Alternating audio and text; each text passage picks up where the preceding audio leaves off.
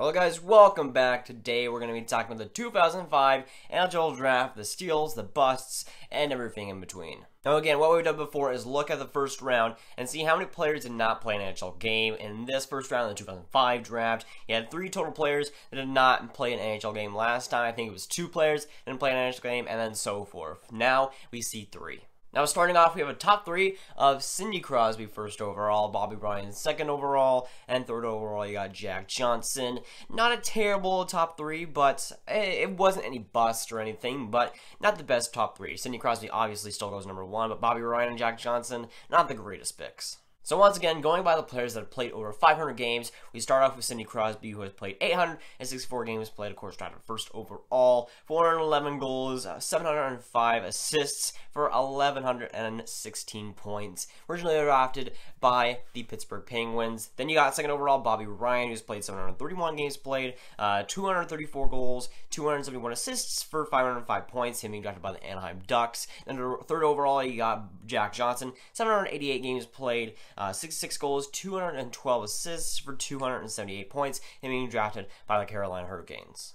Fourth overall, you got Benoit Pouliot, who's played 625 games played, 130 goals, 133 assists for 263 points, and being drafted by the Minnesota Wild. And next pick, fifth overall, you got Carey Price, 558 games played, 918 save percentage, 246 goals against average, him being drafted originally by the Montreal Canadiens, of course. You got eighth overall, Devin Taguchi, 516 games played, 131 goals, 130 assists, 261 points. Sadly, he fell off, but was originally drafted by the San Jose Sharks. 11th overall, you got Anze Kopitar, 922 games played, 290 goals, 538 assists for 828 points, and being drafted by the LA Kings. Then you got 12th overall Mark Stahl, who's played 761 games, 38 goals, 120 assists for 164 points. 17th overall, you got Martin Hanzal, 666 games played, 126 goals, 210 assists for 336 points, and being drafted by the Phoenix Coyotes / Arizona Coyotes. 21st overall, you got Tuukka Rask, 2 U's, 2 K's, 449 games played, a career 922 save percentage, career 227 goals against average. Originally drafted by the Toronto Maple Leafs. 24th overall, you got TJ Oshie.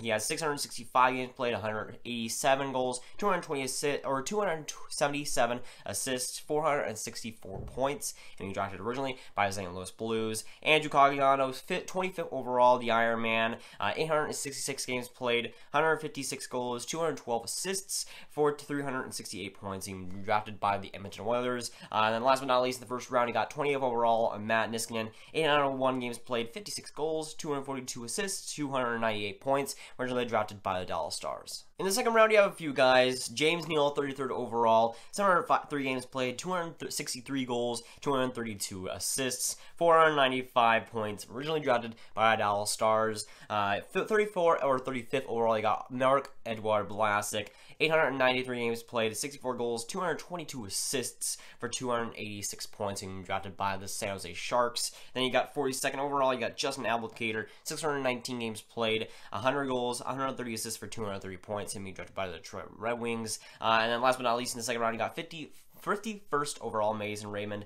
546 games played, 115 goals, 136 assists for 251 points, him being drafted by the Vancouver Canucks. In the third round, you start with Christopher Letang, 62nd overall, 682 games played, 96 goals, 341 assists for 437 points, drafted by the Pittsburgh Penguins. Sadly, they don't count defense, so it'd be a little bit less there, but hey, at least he scores a lot of points, right? 67th overall, you got Chris Russell, 719 games played, 43 goals, 168 assists for 211 points, and being drafted by the Columbus Blue Jackets. Of course, we're not counting block shots, so he is a little lesser there. 72nd overall, though, you got Jonathan Quick, 556 games played, 917 save percentage in the career, 228 goals against average, him being drafted, of course, by the LA Kings, and of course, still on the team now. 79th overall, you got Cody Franzen, 550 games played, 43 goals, 169 assists for 212 points, him being originally drafted by the Nashville Predators. In the fourth round, you got Jarrett Bull, 101st overall, 579 games played, 28 goals, 38 assists for 66 points, him being drafted by the Columbus Blue Jackets. 105th overall, you got Keith Yandel. I think currently he is the current Iron Man there. 825 games played, 85 goals, 381 assists for 466 points. Drafted originally by the Phoenix Coyotes / Arizona Coyotes. 108th overall, you got Nicholas Hjalmarsson, 671 games played, 24 goals, 128 assists for 152 points, him being drafted by the Chicago Blackhawks. In the fifth round, you had one guy, 132nd overall, you got Darren Helm, 568 games played, 93 goals, 117 assists for 210 points, and being drafted by the Detroit Red Wings. In the sixth round, you really had nobody there, but in the seventh round, it got a little bit better. In the seventh round and the last round of the draft, this is the first time that we've seen that.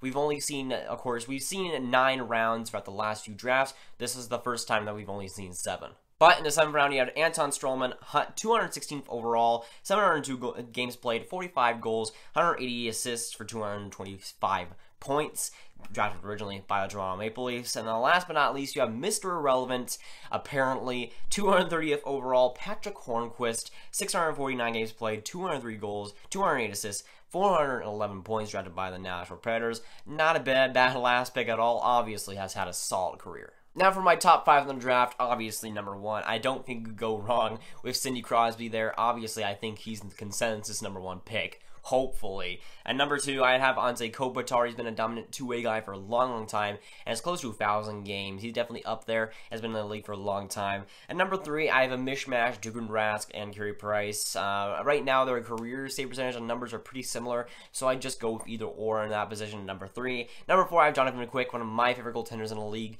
and I've been a fan of him for a long time just because of the flashy moves that he makes. That's just my opinion, though. That's just my bias. And number 5, I have TJ Oshie. You could put James Neal there. You could put Patrick Hornquist there, but I think that TJ Oshie is a solid two-way guy that has been a contributor for both the St. Louis Blues and the Washington Capitals for a long time. And this is one of the weaker drafts that we've seen. We saw some great players come into this draft, especially goaltenders, but it's probably one of the weakest ones that we've seen just in terms of the deepest drafts that we've seen. It's probably one of the weakest, if not the weakest one. We saw some stars, we saw some great goaltenders, we saw some great forwards, but we didn't really see too much depth, especially for the later rounds. We saw a couple of steals, but there wasn't a lot of ones in the middle rounds and all that. We didn't see a ton of players coming out of this draft. But the ones that we did see were pretty good. We saw a good top 5, and that top 5 is really decent. I saw some great goaltenders coming out of this draft, some great forwards, some very talented ones, and overall it was a decent draft. It just didn't really have too much depth in it.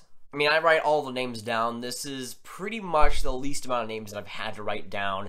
Excuse me, but the depth is pretty weak, I'd say. There wasn't a ton of players here. There was some major contributors, of course, with the Crosbys, the Anze Kopitars, the Becker, and the Tuukka Rasks, the Carey Prices, but you didn't see a lot of depth. You saw those stars, you saw the top heavy talents, but you did not see the depth coming through. And we haven't seen a ton of drafts that have the star talent, but not the depth. So we've pretty much seen everything now. We've seen the depth. We've seen the depth draft. We've seen the decent drafts, the solid drafts. But this is one of the rare exceptions where there's just a lot of star talent, but not a lot of depth there. But hey, the players we did get, like Sidney Crosby, Anze Kopitar, Tuukka Rask, Carey Price, they're still fantastic players, and we did see a lot of stars coming out of this draft. Just not a lot of solid players. We didn't see as many solid players, decent players coming out of the draft like other drafts. Comparatively, it was a pretty weak and not really a deep draft overall. But for other series, we haven't seen a lot of like one team really dominating a draft. This draft is a little bit different. With the Pittsburgh Penguins, you had Sidney Crosby and Chris Letang, and the LA Kings side of things, you had Jonathan Quick and Anze Kopitar. A few teams here really benefited, and a couple of other teams really did not. And the Dallas side of things too, you had James Neal and you had Matt Niskanen. There were some good pieces that teams really got and really built towards the future. Overall, it was an okay draft. We saw some stars, we saw some definite steals, just not a lot of solid players compared to what we've seen. Not a ton of players coming out of the draft contributing right now in the NHL that we've seen in other drafts. It was an okay draft, but not one of the best, not one of the deepest for sure. While some teams definitely benefited, a lot of it was not very deep. It's probably going to be the weakest, at least depth-wise, that we see throughout this series. So that's going up for today, guys. Gonna enjoy. Make sure to like and subscribe. Tell me down below what you thought of this draft in general. What do you think of your top 5? What is your top 5? What are your favorite players coming from this draft? I'll see you guys later. Goodbye.